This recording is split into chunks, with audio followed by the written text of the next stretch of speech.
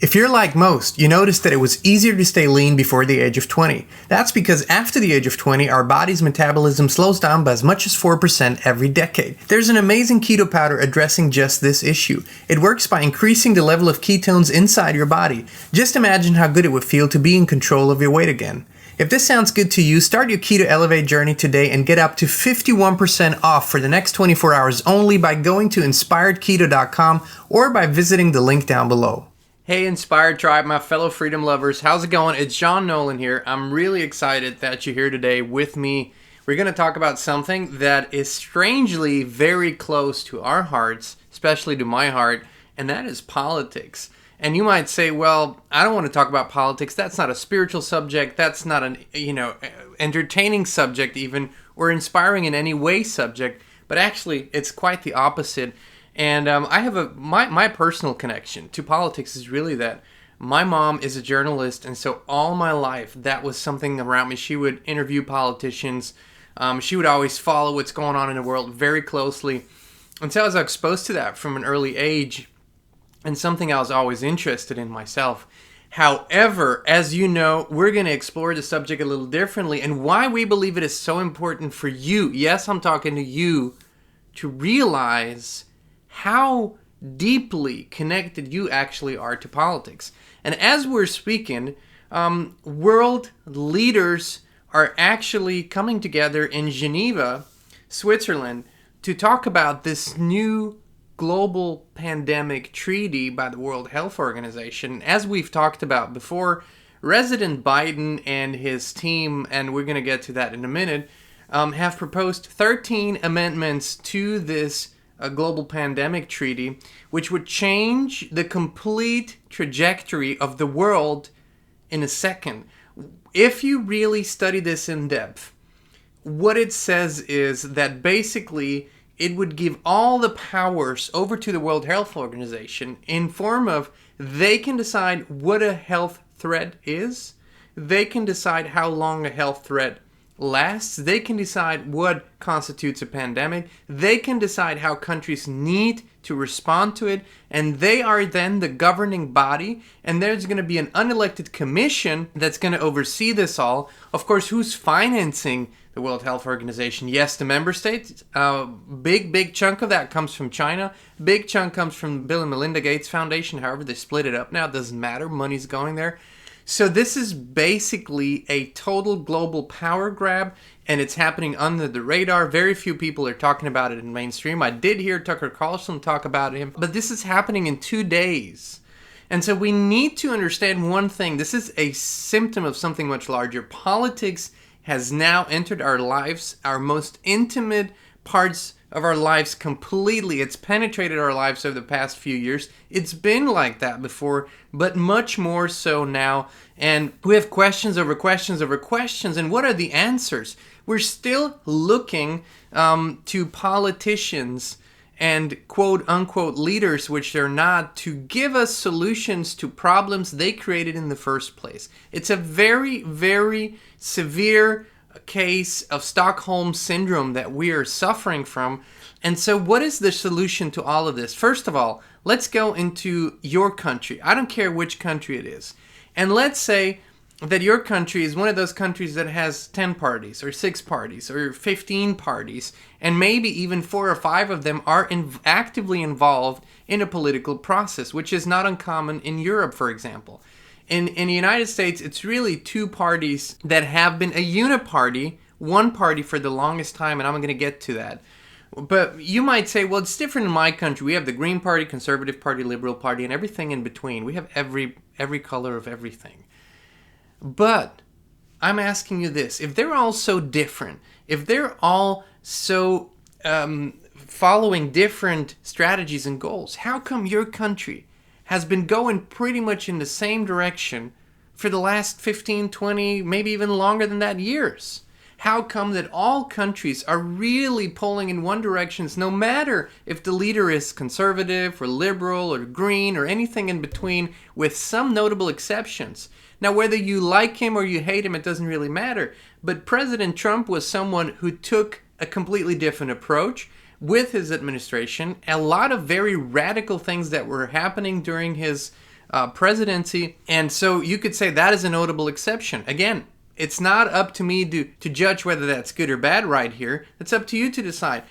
There's some other notable exceptions around the world, however, very few, because those people who tend to stand out, those people who tend to get into these powerful positions on a different path, they're usually fought very hard. And haven't we seen this? How hard he's been fought? He's still being fought. Now we have, through very questionable ways, and that is still out in the open, it's still unresolved, it's still something a lot of people have questions about, we have someone like President Biden, who clearly cannot be able to call any shots, let alone find his way out of any given room at any given time.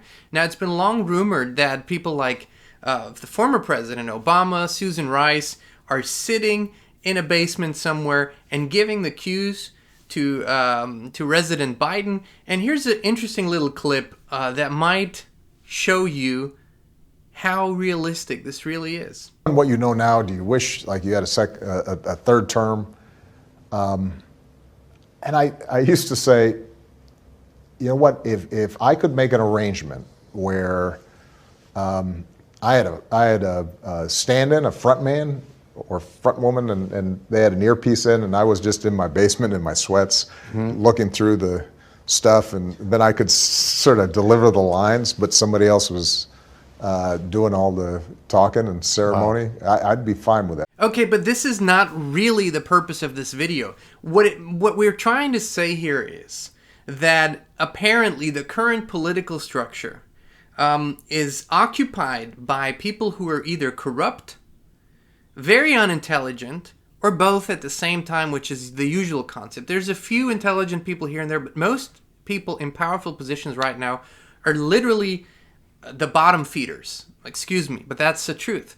So what is the solution to that? The solution to that is that people who have actual beautiful and worthwhile goals and visions need to step in and actually run for office somewhere. And I understand how frustrated you are with the political process. I understand how much you distrust it and how much you distrust voting systems and all of that. We share this. However, that is part of the plan. Part of the plan is to show you that it's so useless to do anything that you don't even get it started.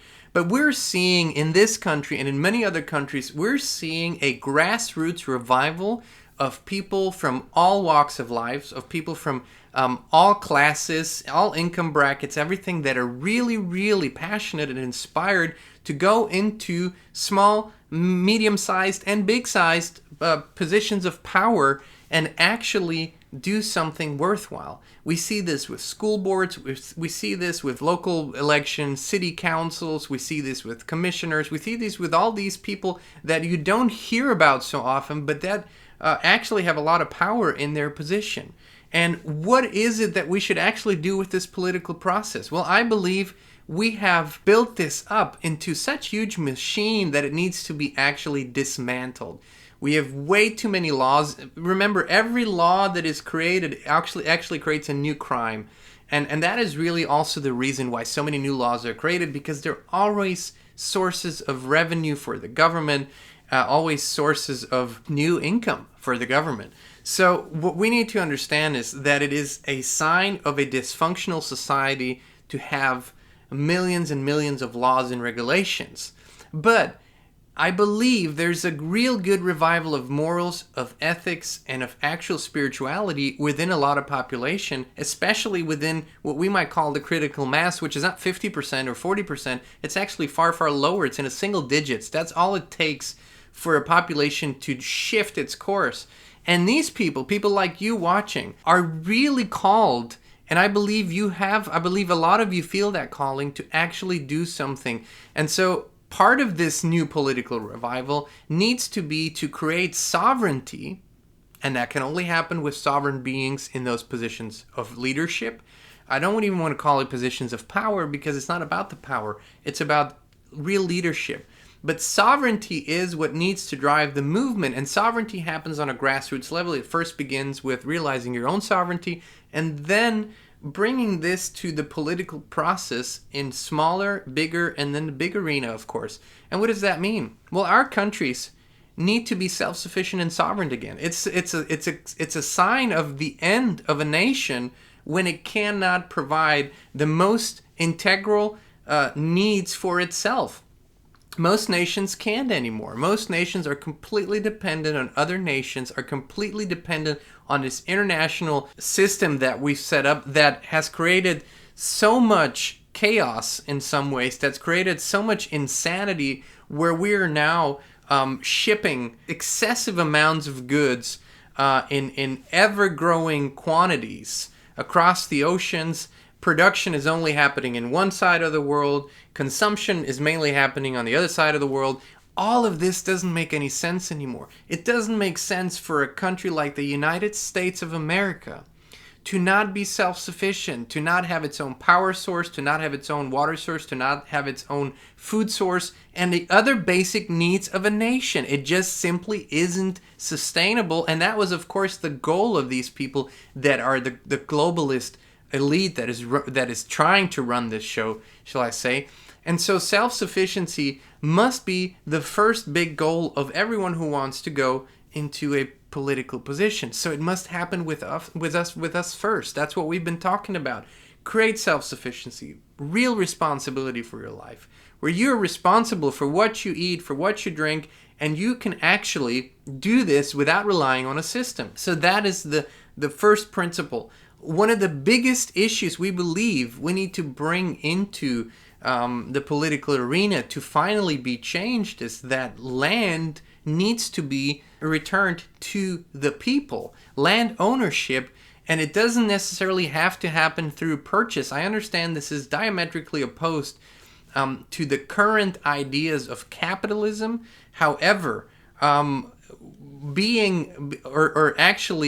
proponents of a version of cooperative capitalism ourselves, we do believe that the original idea was never to have to purchase land to live on and then continue to paying rent every year in forms of property taxes.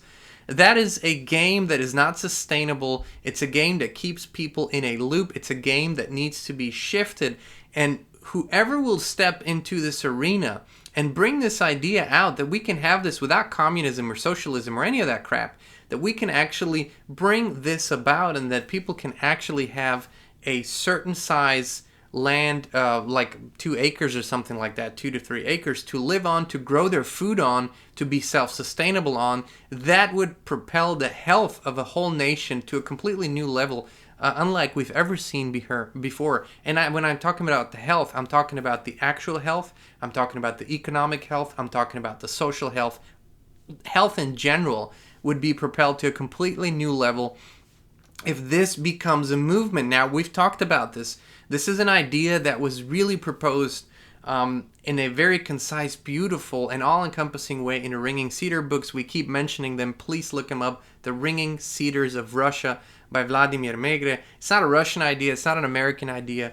It is the universal idea of life on Earth. And so that's very important that we bring this to the forefront. I do believe there's currently a few good people in political positions, but instead of being able to think about these things, instead of being able to reflect on these things, instead of being able to actually take in beautiful new ideas and beautiful new ways and actually participate in true conservatism, not what we see today, but conservatism in ways that we actually preserve this beautiful earth, that we actually preserve our health, that we actually improve our health, and that we do it in a cooperative way, which you might call cooperative capitalism. That's totally fine. And where we exchange value in a way that we know is possible, not like it's happening now. But these people are bombarded right now every day with attacks, with 24/7 stimulation, information. They don't have time to think. They don't have time to reflect on new ideas. They're fighting for dear life. If they're good people, they're fighting for dear life because they're being attacked 24/7. They have to constantly polish their image on social media and do the things that are not really part of the job description. So really, and this is a true call to everyone, if you're a spiritual, hearted-minded person, and if you are also a patriot in terms of, I love my land, I love my nation, I love the beautiful surroundings that I live in. I love the people, which never means you hate anyone else. It's just love. It's just love. You see, I'm a patriot. I love this beautiful land. I love this beautiful nation. That doesn't mean I love everything that happened. That doesn't mean I love everything that is happening. But it's just a deep love in my heart, and that love drives me in so many ways to do the best I can to improve it. And so for everyone who's called, don't shy away from this. There's nothing that will bring love and health to the political process like us going into it and actually doing something and actually becoming in some way involved. And this is up to all of us how we do it. But I believe it's time for that. The time of career politicians must be over, because career politicians' first and foremost worry is to survive in their position. That's what they're there for. Before the election is after the election is before the election. That's the cycle that they're in. And so everything that they do is really based always, eye on the ball. How do I stay here? How do I keep my power? How do I stay here so I can satisfy all the people that are backing me? And I'm not talking about the people, but I'm talking about the unseen, unheard of elites in the background. You know, someone said that politicians, like NASCAR drivers, should wear their sponsors on their suits. I don't believe there's enough space on any given outfit to fit all the sponsors on there. But it's really a call for all spiritual patriots. We've talked about this before, to step into the game, you know, and if you've ever wondered what it might look like if you had something to say, go into it. Imagine if your city council was actually inhabited by people like you. It doesn't mean you all have to share the same opinions, but you could actually have a discussion and actually have ideas that are for the people, for all the people, how it was intended to be. So that's really our call, and it will continue to be our call. And we never ever give up hope, even amidst all of this craziness, because this craziness really also has a very positive side to it. It is showing everyone, even those who didn't want or couldn't see it before, how corrupted this process is, how senseless it is, how completely idiotic it is. Because if you look at what's happening in Geneva, the World Health Organization, and what's going to happen in the next days there, the United States had already exited the World Health Organization because it was proven to be a very corrupt, very insincere, and nefarious organization. And so entering it back again was one of the first acts of President Biden, and we know he doesn't remember that or doesn't know he did it because he didn't really do it. But this happened, and now we're facing this, and we can only ever look to ourselves for better solutions. Of course, you know, we're all always looking for people, you know, maybe this person might be great for the job or this person could do it.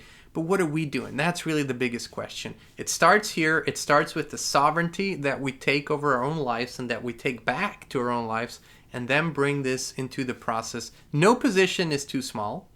No ambition is too small in this. And imagine this grassroots movement growing and growing and growing. It doesn't take decades. It takes actually a few months and years. And we're seeing this. We're in this process this year here in the United States with the midterms. And people think they're so disillusioned with the political process that they think it doesn't matter anymore.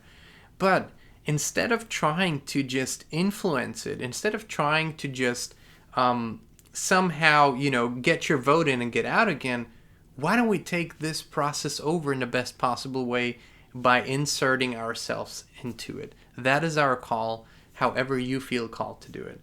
Thank you for being here with us. Thank you for joining us on this journey. We love you all. We appreciate you. And we'll be back very, very soon.